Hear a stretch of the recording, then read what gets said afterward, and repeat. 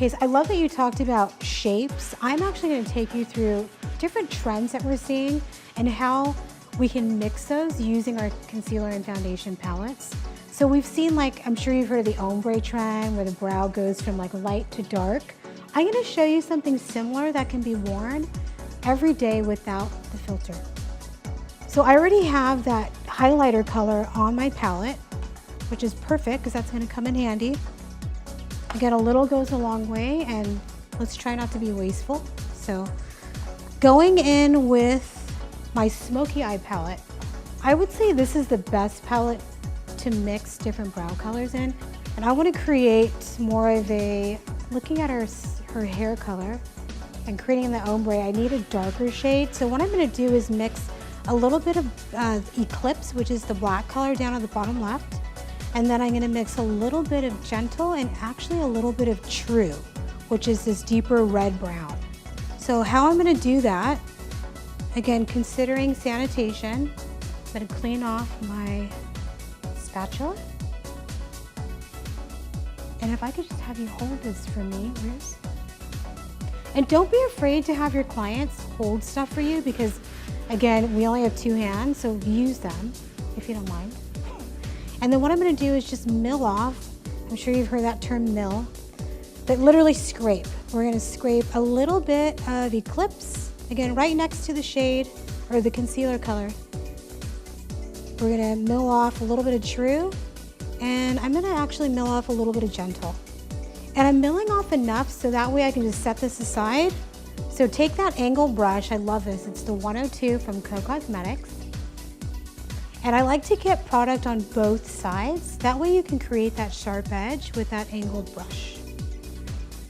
So a little bit of Gentle, which is our lighter shade. I'm gonna go ahead and mix a little bit of that. And I'm trying to create something in between the True color, which is the red brown, and the Gentle. So I'm gonna take a little bit of True. And now I'm kind of creating that guide color. I refer to guide because that's where I'm going to start. So looking at Ruth's brows, I like to look at the arc. So looking at, go ahead and look down for me. And have your client look down. That way you can really see the whole lid of the eye.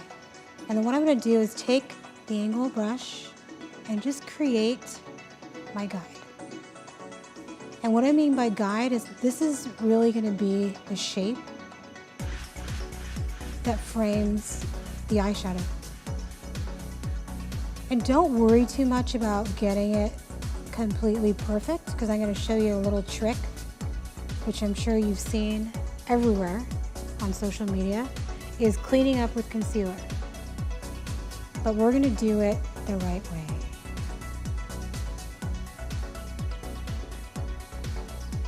Creating that ombre, I'm going to take it a step further and I'm going to create the tail and make this a little bit deeper. Now I'm making it more exaggerated for you just so you can see the effect.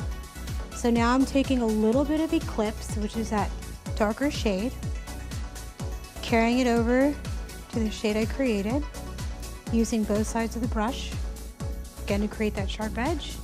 And now we're going to go in and create our tail.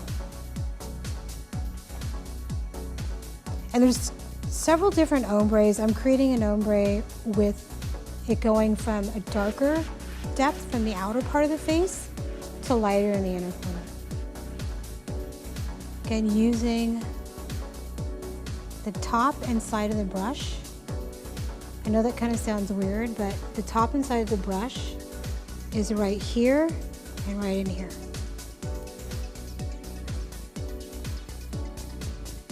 And as I'm looking at this, I mean, don't be afraid if you look at it and it's like, oh, you know what, it's a little too ashy. You don't be afraid to go back in and start over because it's makeup. It's not a tattoo, so it can come right off. But I'm pretty happy with the colors so far.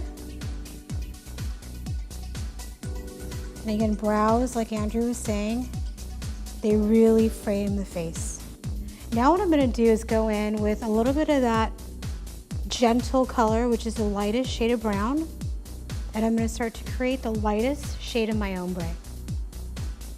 So that starts not right up against the inner part of the hair where the hair grows, but almost midway is where I'm going to start to create that ombre.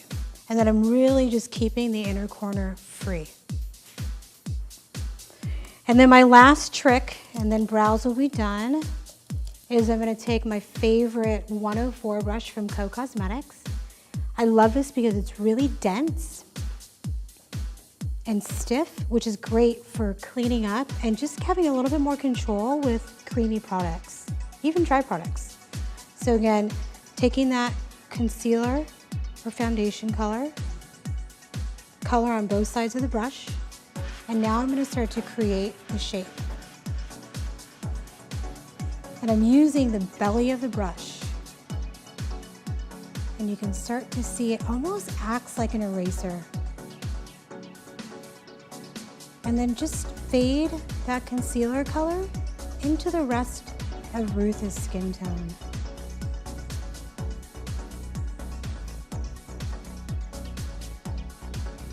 After you've got the top, do the same thing with the bottom.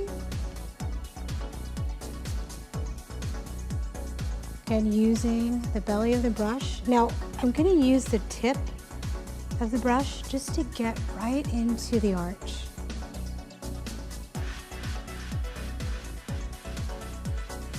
And just remember, really, really strong, confident strokes helps you control how much you're removing.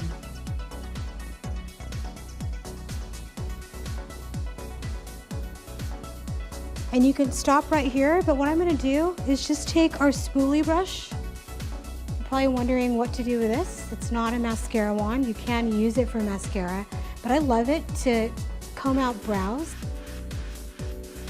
What's great about this brush is it literally moves around that product and carries it and softens it all the way through the shape. And there you have it.